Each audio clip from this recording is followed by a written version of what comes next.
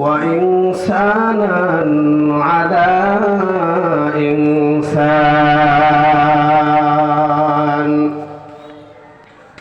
ونشهد أن لا إله إلا الله وحده لا شريك له لا جد له ولا ند له ولا مثيل له ونشهد أن سيدنا وسندنا وحبيب قلوبنا ومولانا وأولانا محمدا عبده ورسوله الذي أرسله الله تعالى بالحق إلى الخلق بشيرا ونذيرا وداعيا إلى الله بإذنه وسراجا منيرا فقد قال الله تعالى في كلامه المجيد والفرقان الحميد أعوذ بالله من الشيطان الرجيم بسم الله الرحمن الرحيم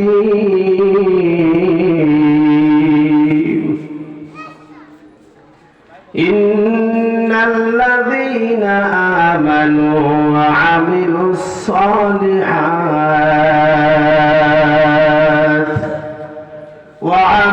الصالحات وأقاموا الصلاة وآتوا الزكاة لهم أجرهم عند ربهم فلا خوف عليهم ولا هم يحزنون. وقال النبي صلى الله عليه وسلم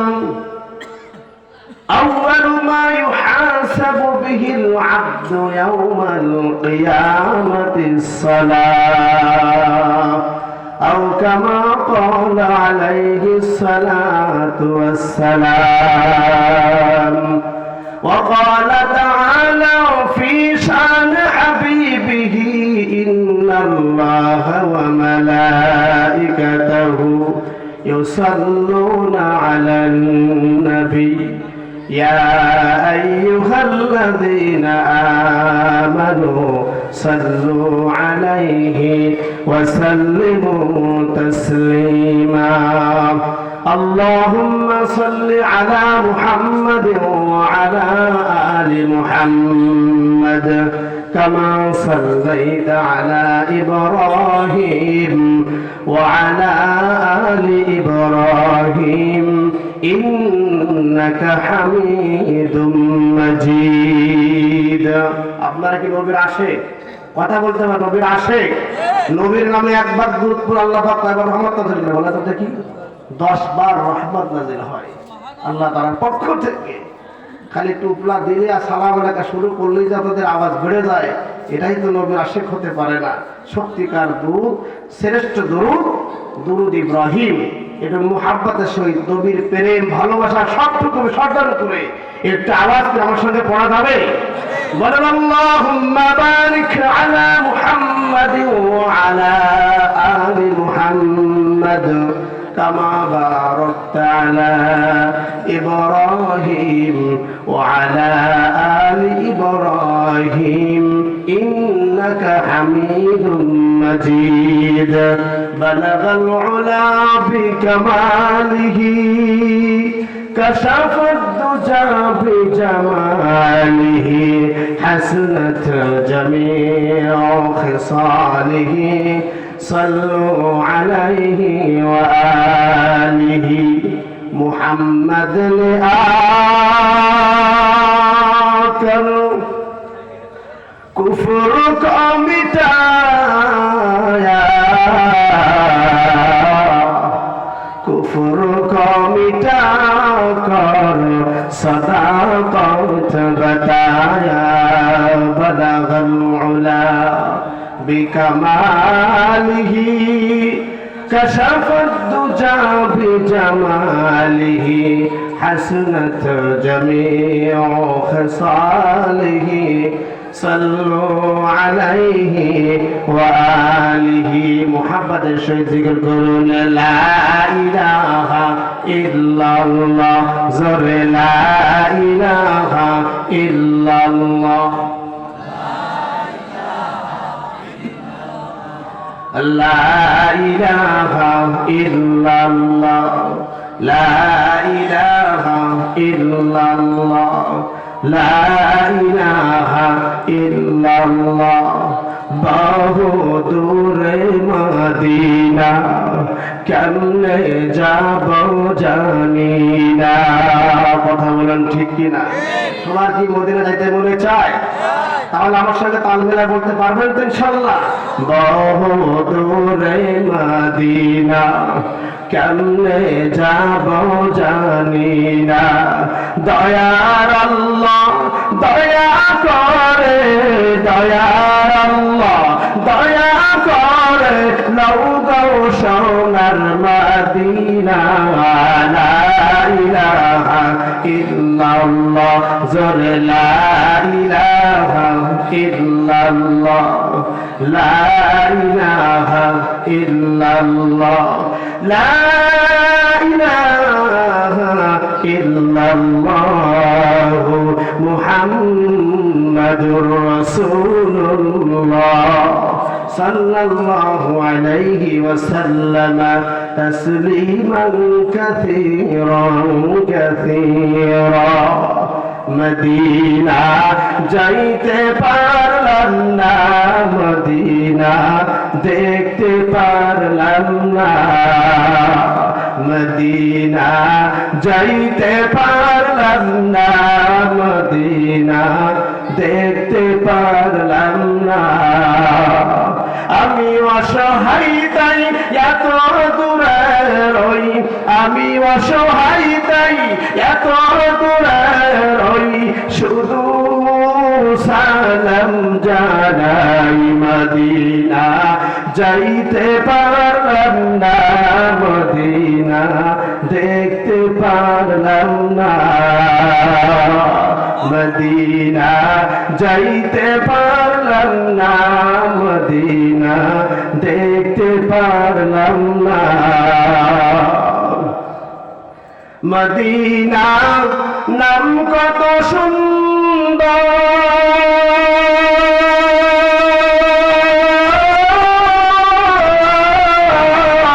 Medina কেড়ে সেবন্ত সেই মদিনার পথের ধুলি আমি সেই মদিনার পথের ধুলি আমি মারতে পারলাম না মদিনা যাইতে পারলাম না মদিনা দেখতে পারলাম না মদিনা যাইতে পারলাম না মদিনা দেখতে পারলাম না সবার কি মদিনা যাইতে মনে চায় নাকি বলেন সবার মনে চায় মদিনা নাম যে কি বধু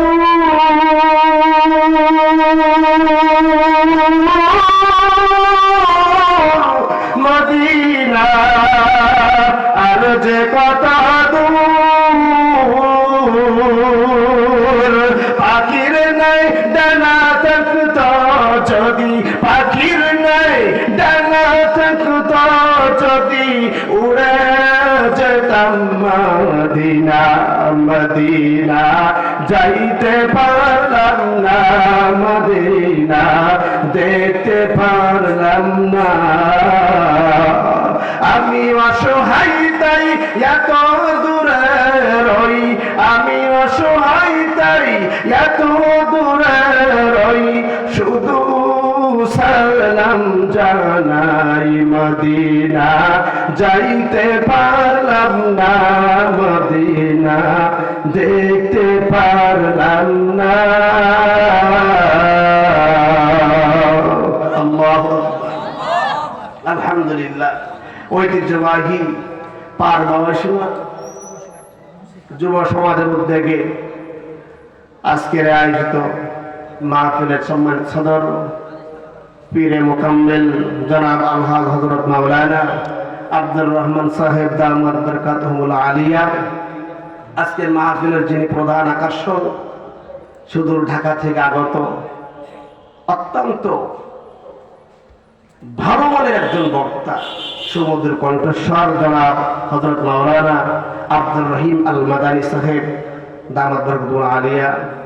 আজকের মাহফিলে অন্যতম আরেকজন বক্তা আছে এবং আপনাদের এলাকার অহংকার বাওয়াসিনা গ্রামের মাটির সন্তান আমার শ্রদ্ধেয় মামা জনাব হযরত মাওলানা আব্দুল আজিজ সাহেব মুহতামিম বাওয়াসিনা মাদ্রাসা সহ স্টেজে উপস্থিত সারকার উলামা ইকরাম, আমার সামনে উপস্থিত ইসলাম পিপাসু দিনদার মুসলমান ভাই বাবারা, পর্দার আড়ালে অবস্থানরত আমার শ্রদ্ধেয় সম্মানিত আম্মা বোনেরা, সর্বপ্রথম সেই মহান আল্লাহ সুবহানাহু ওয়া তাআলার দরবারে শুকরিয়া জ্ঞাপন করছি যে মহান রব্বে কারীম আমাদেরকে অত্যন্ত দয়া করে, মায়া করে, মোহাব্বত করে, ভালোবেসে এই প্রচণ্ড শীতের মৌসুমে দিনের জন্য আল্লাহকে সন্তুষ্টের উদ্দেশ্যে কোরআন হাদিসের আলোচনা শুনবার, বলবার আল্লাহ পাক রব্বুল আলামিন যে তৌফিক দান করলেন, আমরা সকলেই সেই মহান সত্তার কাছে প্রাণ খুলে শুকরিয়া জ্ঞাপন করছি, বলি আলহামদুলিল্লাহ।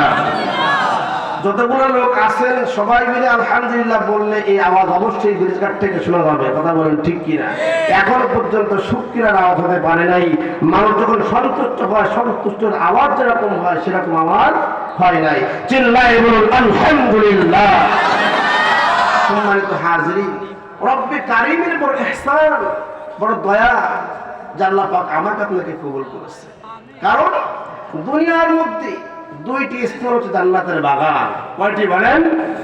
একটা হলো রাসূলের রাউজা মুবারক, আর হচ্ছে মসজিদে নববীর মাঝখানে যে জায়গাটা, এটা হলো জান্নাতের বাগান। যত হাজী সাহেব হজ করতে যায় ওখানে কমপক্ষে 2 রাকাত নামাজ আদায় করে, কথা বলেন ঠিক কিনা?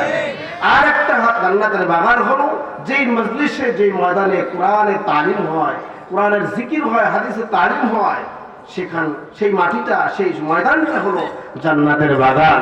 আল্লাহ পাক রব্বুল ইজ্জত জান্নাতের বাগানে জান্নাতের মেহমানদেরকে কবুল করেছেন। আমি আপনি সেই জান্নাতের মেহমানের অংশীদার হতে পেরেছি, এটা হলো খুশির বাজার। বলেন খুশি। আমি অনেক জায়গায় বলে থাকি আমাদের বাংলাদেশের একটা দামি জায়গা, দামি ঘর আছে, সেটা হলো বঙ্গভবন, সংসদ ভবন, কথা বলেন ঠিক কিনা? আচ্ছা বলেন দেখি, নড়াইল জেলার যদি কোনো আওয়ামী লীগের সভাপতি হয়ে থাকেন যে আমি পুরা নড়াইল ডিস্ট্রিক্টের আওয়ামী লীগের সভাপতি, এই পরিচয় দিয়ে কি ওই বিল্ডিং এ, ওই ভবনে ঢুকতে পারবে? একটু কথা বলতে পারবে? কেন পারবে না? কিন্তু পুরো ডিস্ট্রিক্টের সভাপতি, তাও মূল দলের সভাপতি, কেন পারবে না? দল অনেকেই করতে পারে, ওটা দলের জন্য ওই ঘর না। ওই ঘর পেতে গেলে, ওই দলের অংশীদার হতে হলে আপনার কমপক্ষে এমপি হতে হবে, কথা বলেন ঠিক কিনা? সম্মানিত হাজিরিন, মুসলমান অনেকে থাকতে পারে, আজকের মাহফিলের জন্য বিজ্ঞাপন, আপনার পোস্টারিং, হ্যান্ডবিল, মাইকিং, বিভিন্ন কায়দায় মসজিদে মসজিদে এলান হয়েছে, কথা বলেন ঠিক কিনা? মুসলমান এলাকার মধ্যে অসংখ্য মুসলমান, আল্লাহ পাক সব মুসলমানকে কবুল করে নাই। আল্লাহ তাকে চয়েস করেছেন, মনোনীত করেছেন, জান্নাতে করতে চায়, কামিয়াবি করতে চায়, আল্লাহ পাক তাদেরকেই আল্লাহ তাআলা জান্নাতের বাগানের মেহমান করেছেন। সকলেই বলুন আলহামদুলিল্লাহ। সম্মানিত হাজিরিন, আমার আলোচনা তো আপনারা কম বেশি শুনে থাকেন, যেহেতু এখানে আমার বড় বড় ওলামা ইকরাম, মামারা, নানা সব বসে আছে, এখানে আলোচনা করার মতো সেই যোগ্যতা বাস্তবেই আমার নাই। তারপরে মামারা আদেশ করেছে, তাদের নির্দেশ মোতাবেক কিছু আলোচনা করব ইনশাআল্লাহ। সম্মানিত হাজিরিন, আল্লাহ পাক রব্বুল আলামিন গোটা মানুষের মধ্যে, গোটা পৃথিবীর মধ্যে আল্লাহ পাক রব্বুল আলামিন অসংখ্য প্রাণী সৃষ্টি করেছে। সমস্ত প্রাণীর মধ্যে সর্বশ্রেষ্ঠ প্রাণী হলো মানব জাতি, কথা বলেন ঠিক কিনা? আল্লাহ পাক রব্বুল রব্বুল আলামিন বলেন ওয়ালা কাররামনা বানি আদম। আল্লাহ বলেছেন অবশ্যই আমি আদমের সন্তানদেরকে, মানুষ জাতিকে আমি মহা সম্মানিত করেছেন। বলেন আলহামদুলিল্লাহ। আচ্ছা বলেন তো দেখি, এখন যদি এই ময়দানে কোনো কুকুরে বাচ্চা ঢুকে পড়ে কোনো কায়দায়, আপনার কি কোলে নিয়ে বসতে দেবেন? যায় তোরাও কোলে বয়, কেন বলতে দেবেন না? কারণ এই মাঠটা আজকে কুকুরের জন্য না, কথা বলেন ঠিক কিনা? মানুষ জাতির জন্য আজকে আল্লাহ পাক মানুষ করেছে বিদায় আমি আপনি এরকম সুন্দর চেয়ারে বসে আলোচনা করার তৌফিক পেয়েছি, কথা বলেন ঠিক কিনা? সম্মানিত হাজিরিন, মানুষের মধ্যে অনেক প্রকার রয়েছে। ইহুদি, খ্রিস্টান, মুসলমান, মুশরিক, কাফের, বেঈমান আছে কিনা বলেন? সমস্ত মানুষের মধ্যে সর্বশ্রেষ্ঠ জাতি আল্লাহ বলেন হুয়া সাম্মাকুমুল মুসলিমিন। আল্লাহু আকবার। আল্লাহ বলেন মানুষের মধ্যে সর্বশ্রেষ্ঠ মানুষ হলো তারাই যারা আমি আল্লাহ পাককে মেনেছেন, আল্লাহ পাকের পরে যারা ঈমান গ্রহণ করেছেন, কথা বলেন ঠিক কিনা? আল্লাহ পাক আমাদেরকে মানুষ তৈরি করলেন, মানুষের মধ্যে শ্রেষ্ঠ জাতি মুসলিম জাতি হিসেবে আল্লাহ পাক কবুল করেছেন। এত নিয়ামত দান করছে কেন বলেন তো দেখি? কারণটা কি? আল্লাহর উদ্দেশ্য আছে কিনা বলেন? সেটা কি উদ্দেশ্য? যে মানুষেরা আল্লাহর গোলামি করবে। কার গোলামি বলেন?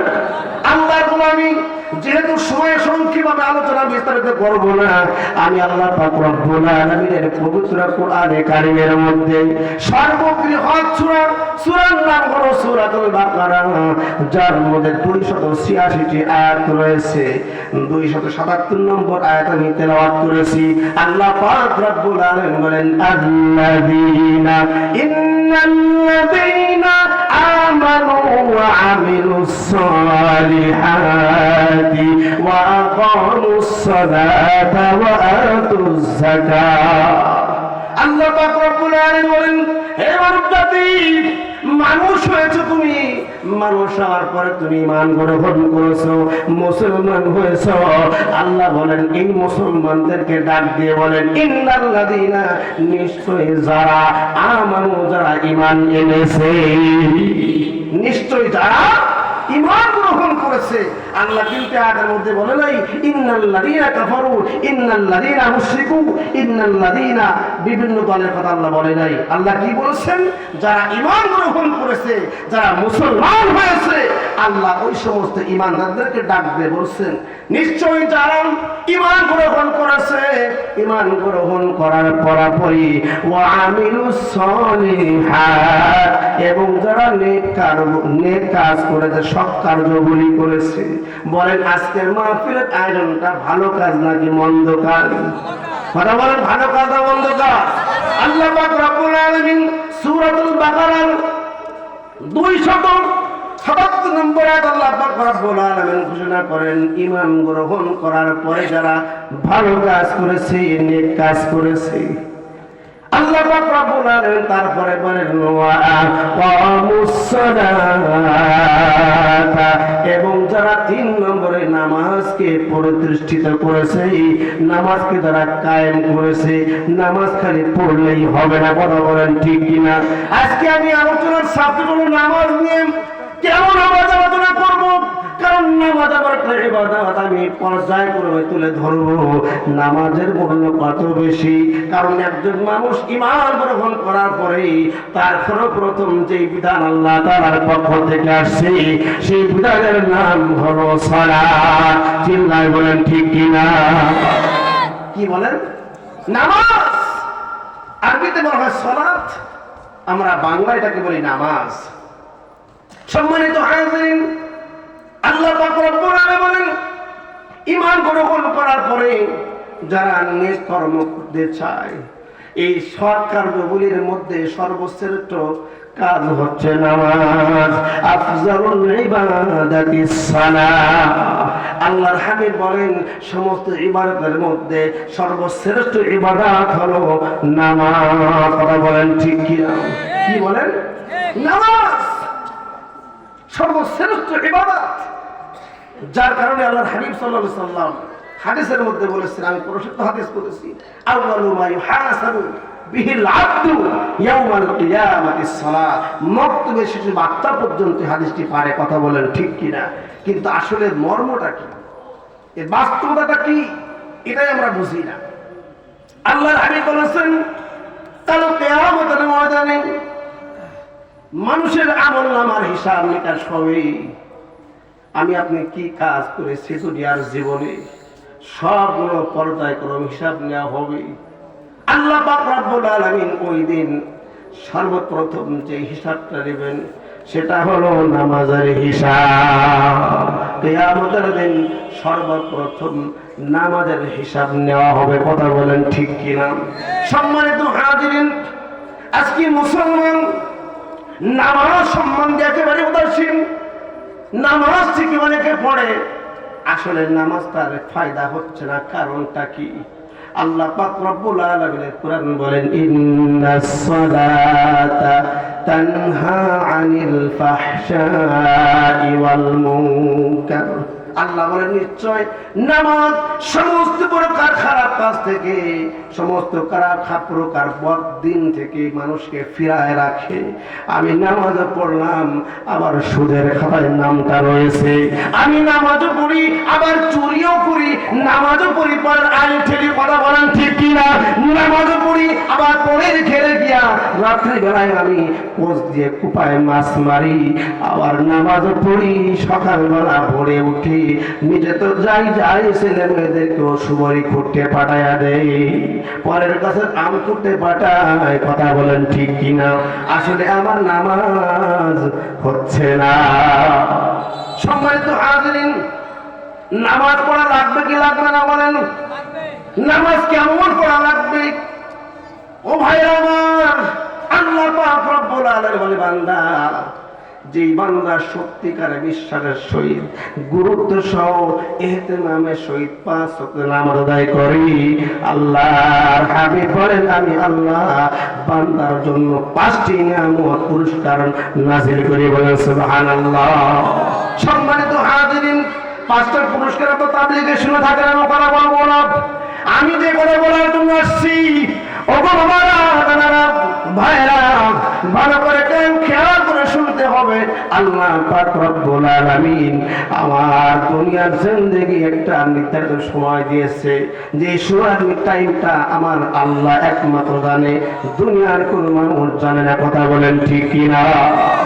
ইবাদত করার জন্য দুনিয়ায় প্রেরণ করেছি, সত্যিকারে মানুষ হয়ে জান্নাত থেকে আসছি, আবার জান্নাতে গমন করবো, কথা বলেন ঠিক কিনা? জান্নাতের পথেও কি বলেন? সর্বপ্রথম নামাজ। রাসূল আকরাম হাদিসের মধ্যে বলেছেন, as-সালাতু মিফতাহুল জান্নাহ, নামাজ হলো বেহেশতের চাবি। বাবার আমার, ভাইয়ের আমার, আল্লাহর নবী সাল্লাল্লাহু আলাইহি ওয়াসাল্লাম বলেন, এই দুনিয়ার মানুষেরা, তোমরা তো নামাজ অনেকেই পড়ো, যে নামাজগুলো বাড়িতে বসে বসে নামাজ অনেকে পড়ে নাও। আল্লাহর হাবিব বলেন, আমার মনে চাই ওই সমস্ত বাড়ি ঘরগুলো জ্বালায় দেই, কিন্তু লাকড়ি এক জায়গায় করা হোক, ওদের বাড়িগুলো আমি জ্বালায় দেই। যাদের বাড়ির লোকেরা বিনা কারণে মসজিদে গিয়ে নামাজ পড়ে না, আমি জ্বালায় দেই না 2টা কারণে। 1 নম্বর কারণ হলো, ওই ঘরের মধ্যে মহিলা বসবাস করে যার উপরে জামাতে নামাজ পড়ার বিধান নেই, কথা বলেন ঠিক কিনা? 2 নম্বর কারণ হলো, ওই ঘরে শিশু বাচ্চা বসবাস করে যার উপরে নামাজ ফরজ নয়, এই জন্য আমি ওই বাড়ি ঘরগুলা জ্বালায় দেই না। আল্লাহর হাবিব বলেন, যেই বান্দা বান্দি সুন্দর করে বাড়ি থেকে ওযু করে যখন মসজিদে গিয়ে নামাজ আদায় করে, ওই নামাজটা ঘরে বসে পড়লে যেই পরিমাণ নেকি হইতো, আল্লাহর হাবিব বলেন, মসজিদে গিয়ে নামাজ পড়লে আপনার আমলনামায় কমপক্ষে 27 গুণ নেকি আল্লাহ লিখিয়া দেয়। চিল্লায়ে বলুন সুবহানাল্লাহ। 27 গুণ নেকি যদি আপনাকে বলা হয় যে বেরিঘাট থেকে আপনি 1 কেজি আলু কিনবেন 30 টাকায়, আর একটু কষ্ট করে যদি বড়ঘাটে চলে যান তাহলে 1 কেজি আলুর দাম 10 টাকা। বলেন দেখি, দুনিয়া এমন করে পাগল আছে যে এই বেরিঘাট থেকে আলু কিনবে? কেন কিনবে না? একটু 5 মিনিট হেঁটে গিয়ে যদি 20 টাকা কমে পাওয়া যায়। এটা হলো আমাদের নীতি। আর সাহাবাদের নীতি ছিলেন যেখানে গিয়ে নেকি বেশি পাওয়া যায় ওই নেকি অনুসরণ করার জন্য জীবন শেষ করে দেয়। কথা বলেন ঠিক কিনা? দৃষ্টান্ত স্বরূপ বলেছি, আল্লাহ নবীর একজন অন্ধ সাহাবী ছিলেন আব্দুল্লাহ ইবনে উম্মে মাকতুম রাদিয়াল্লাহু তাআলা আনহু। যখন আল্লাহর হাবিব সাল্লাল্লাহু আলাইহি ওয়াসাল্লাম এই হাদিসখানা বর্ণনা করেছেন, আল্লাহ নবীর সাহাবী চিন্তা করলেন, ওগো আমি তো ঘরে বসে নামাজ আদায় করি, আমি তো নেকির থেকে বঞ্চিত হয়ে যাচ্ছি গো। আবার তো সময় চলে যায়, যতই কষ্ট হোক না কেন আমি নামাজটাকে মসজিদের বারান্দায় পড়ার চেষ্টা করব। কথা বলেন ঠিক কিনা? লা ইলাহা ইল্লাল্লাহ, জোরে লা ইলাহা।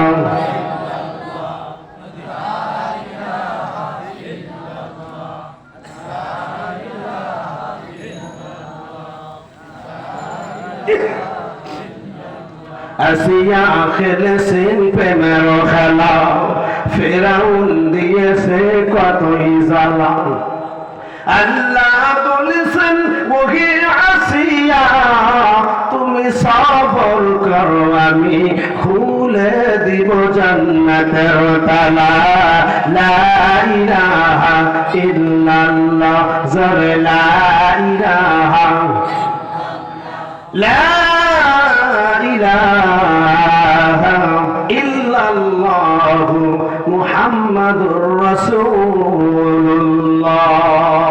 সাল্লাল্লাহু আলাইহি ওয়াসাল্লাম তাসলিমান কাসীরান কাসীরা। আল্লাহ নবীর সাহাবী নামটা মনে আছে নাকি? আব্দুল্লাহ ইবনে উম্মে মাকতুম রাদিয়াল্লাহু তাআলা আনহু। অন্ধ সাহাবী ছিলেন, চোখে দেখতে পাইতেন না। মসজিদে গিয়ে নামাজ পড়বে যেহেতু নেকি অনেক বেশি।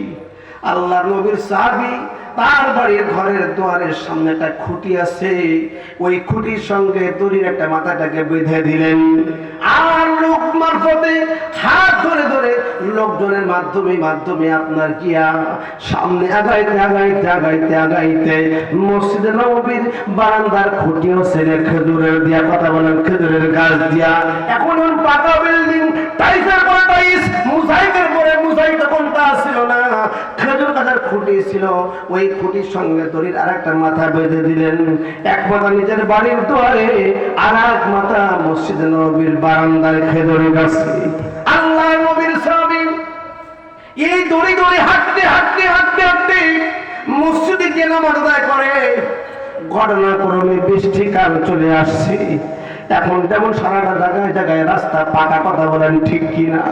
কাঁচা রাস্তা দেখাই যায় না, যদিও যায় গ্রামে শহরে তো মোটেই নাই। কথা বলেন ঠিক কিনা? বাবার আমার ভাইরা আমার, এইরকম পাকা রাস্তা ছিল না, কাঁচা রাস্তা ছিল। তারপরেও আপনার এখন যেমন লাইলনের দড়ি পাওয়া যায়, প্লাস্টিকের রশি পাওয়া যায়, তখন কিন্তু লাইলনের দড়িও ছিল না, প্লাস্টিকের রশিও ছিল না, পাটের রশি ছিল। এই রশি যখন বর্ষাকাল চলে আসলো, বৃষ্টির কারণে রশিগুলার মধ্যে পচন ধরছে, রাস্তার মধ্যে কাদা লাগছে। কথা বলে লাগে কি লাগে না? আল্লাহর নবীর সাহাবী নামাজের উদ্দেশ্যে বাড়ির থেকে রওনা করেছে। গ্রামের লোকেরা কান খেয়াল করে শুনতে হবে, খালি শুনলে হবে না, আমলের নিয়াত করা লাগবে কি লাগবে না বলেন। জামাতের নামাজ পড়ার বিধান হলো সুন্নাতে মুআক্কাদা। কথা বলেন ঠিক কিনা? আল্লাহর নবীর সাহাবী বাড়ির থেকে রওনা করছে। হাঁটতে কিছু দূর গিয়া দেখে শয়তান বলতেছেন যে কিছু দূর যাওয়ার পরে আপনার নবীর সাহাবীর পায়ের মধ্যে ল্যাং মারছে। নবীর সাহাবী উচট খেয়ে পিছনে পড়ে গেলেন। সর্বশরীরের মধ্যে কাদা লেগে গেছে রে, যে শরীরটা জামা কাপড় সব কাদা লেগে গেছে। আপনারা বলেন দেখি, এই শরীর নিয়ে কি মসজিদে যাবে নাকি বাড়িতে চলে যাবে? কোথায় যাবে বলেন? বাড়ির দিকে যাবে, তাই তো বলেন। কি করেন? আল্লাহ নবীর সাহাবী ঈমান খুব পাওয়ারফুল ঈমান ছিল। নবীর সাহাবী চিন্তা করছে কোন কায়দায় বাড়ি যাওয়া যাবে না, এই নেকি আমি ছাড়তে পারি না, কারণ আমি যে পরোক্ত নামাজ পড়বো এই হায়াত আমার জানা নাই, গ্রান্তি আমার নাই, কথা বলেন ঠিক কিনা? নগদ বিক্রি পেটে ভাত, বাকি দিলে মাথায় হাত। আমি নগদ যে অক্তটা পেয়েছি, অক্তের কদর করা লাগবে, কথা বলেন ঠিক কিনা? আল্লাহ নবীর সাহাবী চিন্তা করলেন আমি কোন কায়দায় পেস্তাও হবো না। আবার দাঁড়াইলেন, রশি ধরে হাঁটতে হাঁটতে আবার সামনে হাঁটা শুরু করলেন। আবার কিছু দূর যাওয়ার পরে আল্লাহ নবীর সাহাবী আবার পুজোর খেয়ে পড়ে গেলেন। দ্বিতীয়বার যখন পড়ে গেছে আবার দাঁড়াইলেন, চিন্তা করলেন আমি কি করব। মনের দিক থেকে বলছেন না না না, আমি কোনো কায়দায় বাড়ি যাব না, যত কষ্ট হোক না কেন আমি মসজিদে গিয়ে আমার নবীদের পিছনে নামাজ পড়বো। কারণ মসজিদে নামাজ পড়লে হয়তো 1 রাকাতে 500 টাকার নেকি হইতে পারে, কিন্তু এই মসজিদে নামাজ পড়লে, বাইতুল্লাহ ঘরে নামাজ পড়লে 1 রাকাতে 1 লক্ষ টাকার নেকি পাওয়া যায়। তারপরে যিনি ইমাম হলেন তিনি এমন ইমাম, যে ইমাম হলেন ইমামুল মুরসালিন, কথা বলেন ঠিক কিনা? এমন ইমামের পিছনে নামাজ পড়বে ইমাম কার হয়ে চায় নেব? আল্লাহু আকবার। আল্লাহ নবীর সাহাবী কোন কায়দায় পেস্তাও হলেন না, আবার রওনা করলেন। তৃতীয়বারের বার আবার পড়ে গেলেন। এবার যখন উঠে দাঁড়াইলেন আবার হাঁটা শুরু করে মসজিদের দিকে রওনা শুরু করবে, এমন অবস্থায় একজন মানুষ কোলে করে আল্লাহ নবীর সাহাবীকে মসজিদের বারান্দায় রেখে দিলে। যেই মসজিদের বারান্দায় রেখে দিলেন, নবীর সাহাবী অন্ধ মানুষ হাতটাকে ধরে বসলেন, ওকে পরিচয় দিয়ে যাও, তুমি কে গো, কার সন্তান? আল্লাহ নবীর সাহাবীর জবাব কি বলেন দেখি? ওই লোকটার দেওয়ার ক্ষমতা আছে নাকি? লোকটা বড় বিপদে পড়ে গেছে, কারণ এমন একজন ব্যক্তি তিনি, তার পরিচয় দেওয়া যায় না। আল্লাহ নবীর সাহাবী বলেন পরিচয় না দিলে আমি ছাড়বো না। যাই হোক, অনেক জোরাজোরি পরে ওই ব্যক্তি বলেন আনা ইবলিসুন লা মালাইকা, আমি তো একজন ইবলিস শয়তান, আমি হলাম আযাজিল ইবলিস। আচ্ছা আপনারা বলেন দেখি, ইবলিসের কাজ তো কোলে করে বাড়ি দিয়ে আসবে, তাই না? বলেন কোলে করে কোথায় দেবে? বলেন বাড়ি দিবে, কিন্তু কোলে করে মসজিদে রাখলেন কেন? আল্লাহ নবী সাহাবী বলেন যদি তো ছাড়া পাইতাম, কিন্তু এখন আর ছাড়া পাওয়ার লাইন নাই। আগে বলতে হবে আমাকে বাড়ি না নিয়ে কেন মসজিদে রেখে গেলাম। বিবাদে পড়ছে না? বলেন বড় বিপদে পড়ে গেছে। যাই হোক, অনেক রিকোয়েস্টের পরে যখন হাত ছাড়াই না, তখন তিনি বলতে বাধ্য হলেন ও আব্দুল্লাহ ইবনে উম্মে মাকতুম, তুমি যখন ছাড়বাই না তাহলে শুনে নাও। আমি যখন ঘর থেকে বের হইলাম যে মানুষকে ধোঁকা দিয়ে জাহান্নামের পথে নিব, এমন অবস্থায় আমি আসমান থেকে আওয়াজ শুনতেছি, আল্লাহ পাক রব্বুল আলামিন বলে ও গো জিবরাইল দেখ, আমার অন্ধ বান্দা দেখতে পারে না, কিন্তু আমার পাগল হইয়া আমার ঘরে নামাজ পড়ার জন্য কিভাবে আসতেছে, টাকা দেখ, আপনার প্রশংসা করতেছে, আমার সহ্য হলো না। আমি চিন্তা করলাম এই প্রশংসায় বালি মাখানো লাগবে কি লাগবে না? বলেন যে কোনো কায়দায় এগিয়ে আমার ভুল পথে নেওয়া লাগবে। এই চিন্তা ফিকির করে আমি আপনার পিছু শুরু করলাম। হাঁটতে হাঁটতে কিছু দূর যাওয়ার পরে আমি ইচ্ছা করে আপনার পায়ে লাগলাম, যাতে আপনি মসজিদে না গিয়া বাড়ির দিকে চলে যেতে পারে। কিন্তু আমি দেখলাম আপনার ইমান এত বেশি পাওয়ারফুল, আপনার ইমান অনেক বড় ইমান, যার কারণে আপনি বাড়ির দিকে না গিয়া আপনি মসজিদের দিকে রওনা করলেন। আমার আল্লাহ পাক রব্বুল আলামিন বলে ওগো জিবরাইল, আমার বান্দার জীবনের সমস্ত গুনাহগুলি আমি মাফ করে দিলাম। চিল্লায় আল্লাহু আকবার। সম্মানিত ভাইরা, ইবলিস শয়তান বলে আপনার গুনাহ মাফ হয়ে গেল। এবার আপনি হাঁটা শুরু করলেন আবার মসজিদের দিকে। আমি চিন্তা করলাম দেখি একবার তো পারি নাই, আর একবার চেষ্টা করা যাক, কথা বলেন ঠিক কিনা?